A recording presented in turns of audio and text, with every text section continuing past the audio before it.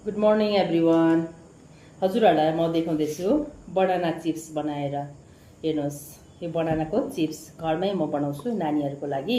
बाहिरबाट ल्याएको चिप्सहरू एकदमै अनहेल्दी हुन्छ अनि धेरै मसलाहरू लगाएको हुन्छ अनि त्यो फ्राई गरेको तेल एकदमै खराब तेल, एकदमै नराम्रो तेलमा घरिघरि फ्राई गरेको तेल हुन्छ अनि त्यो तेल एकदमै हेल्दी हुँदैन। यसै कारण तपाईँले घरमै नानीहरूलाई बनाना चिप्स बनाएर खिलाउन सक्नुहुन्छ। हेर्नुहोस्, म यसलाई चिप्स बनाएर देखाउँदैछु।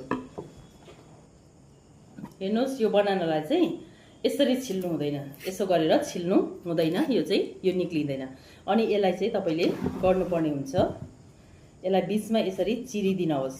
देख्नुहुँदैछ तपाईँहरूले, यहाँ बिचमा यसरी चिरिदिनुहोस् अनि यो चाहिँ यसरी निस्किन्छ। यो चाहिँ यसरी सजिलोसँगले यसरी निस्किन्छ। हेर्नुहोस्, मैले काटेर रेडी गरिसकेँ। तपाईँहरूले यसरी लामो लामो गरेर काट्दा पनि हुन्छ अनि सानो सानो डल्लो बनाएर काट्दा पनि हुन्छ। हेर्नुहोस्, यो यसरी फ्राई हुन्छ। यसरी तेलमा फ्राई गर्नुपर्छ। लगाइसकेपछि चलाउनु हुँदैन। अनि तपाईँहरूले यहाँ देखाउँदैछु म, यहाँ हेर्नुहोस्, यो चाहिँ हल्दी र नुन फिटेर मैले रेडी गरेको छु पानीमा। अनि तपाईँहरूले यसरी लाउनु पर्ने हुन्छ। हेर्नुहोस् ल, यसरी यहाँ माथिबाट चाहिँ यसरी लाउनु पर्ने हुन्छ कम्ती एकदमै।